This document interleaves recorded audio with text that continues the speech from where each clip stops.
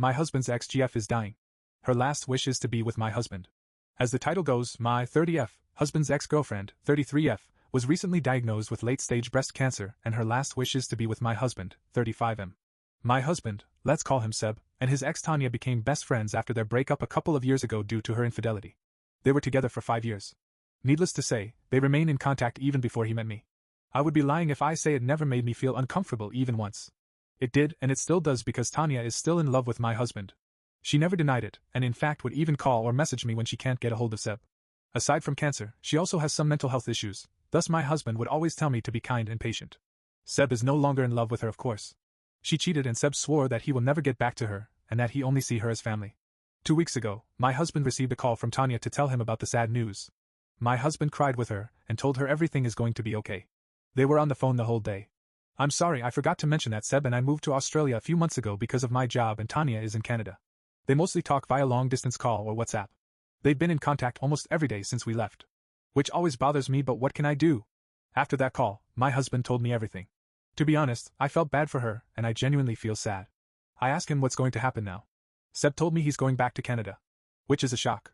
He then told me that her last wish is to be with him. I didn't say anything except, what about me? He said if I can't leave my job, then he's going to visit me whenever he gets the chance. I walked out without saying anything. I've been avoiding my husband since the phone call and have been ignoring him whenever he tries to bring up the conversation. Yesterday, I found out he already bought a ticket and is flying back home in January. I feel like he's abandoning me, but at the same time I feel that I'm selfish for hating both of them.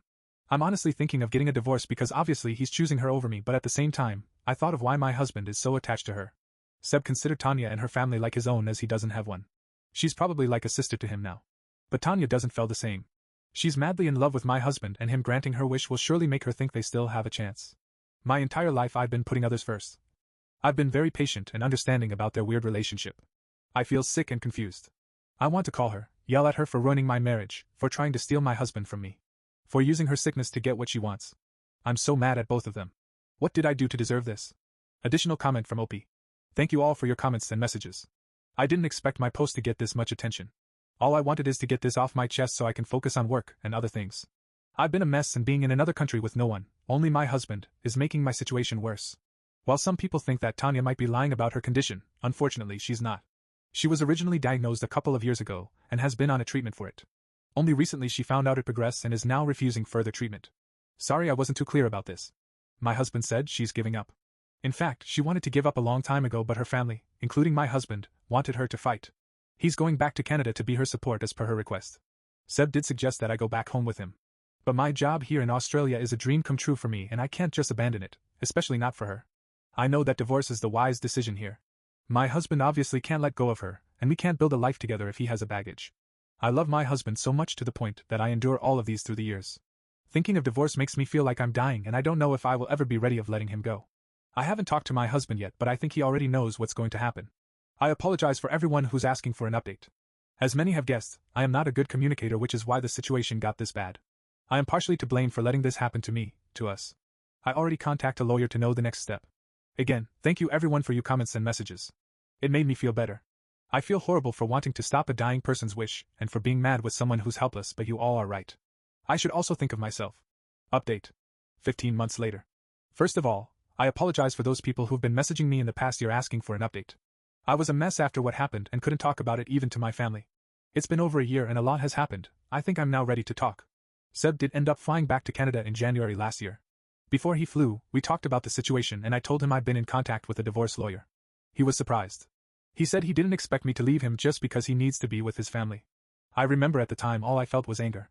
I was so mad that he's making it sound like I'm the bad person. Nevertheless, the conversation didn't end well. He left without any closure, but he said he will be back in March. I was left alone.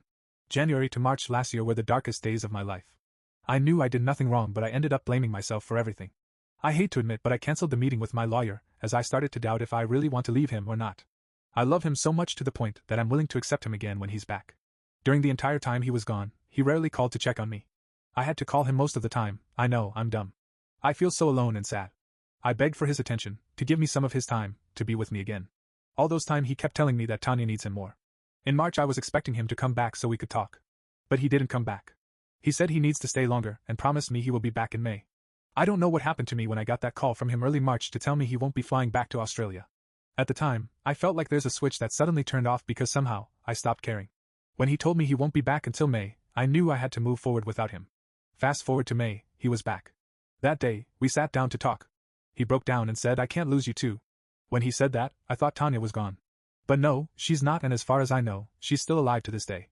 I asked what happened and he told me that Tanya asked him to go back and be with me. He said that Tanya is sorry for everything. Seb didn't want to leave her, especially when he saw how bad she was doing. They had a fight and according to him, Tanya wants him out of her life. If I was the same dumb person, I would totally accept him back, but at that time, all I could think was, he's only back because Tanya doesn't want him anymore.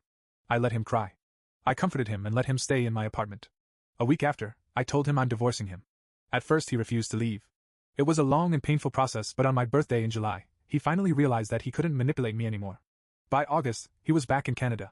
Divorce is not finalized yet, but we have been separated since he left. He tried to contact me several times last year. Tanya also tried to contact me. Everyone, including my family, tried to convince me to give him a second chance. But that day in March when I finally came back to my senses, I knew nothing can make me change my mind. As of now, I'm doing fine alone by myself. I got promoted last year and moved to a bigger apartment near the beach. I found new friends and recently getting into Pilates. I've traveled Australia and New Zealand and met some amazing people. I feel like a completely different person. Last year was the major turning point of my life. Seb still bothers me from time to time, but he knows I couldn't care less anymore. Sometimes I talk to him. I still care, but not as much. I've been told by our common friends that he's not doing well. He became an alcoholic and couldn't get a good job because of it. He's mostly couch surfing because Tanya doesn't want him to live with her. LOL. That bitch. For those people who are in the same situation as me, please know that everything is going to be better. I thought I can't get through this. There are times I thought of taking my own life. It was hard. But I promise you, it will be better. You'd be surprised how strong you are and how amazing life can be.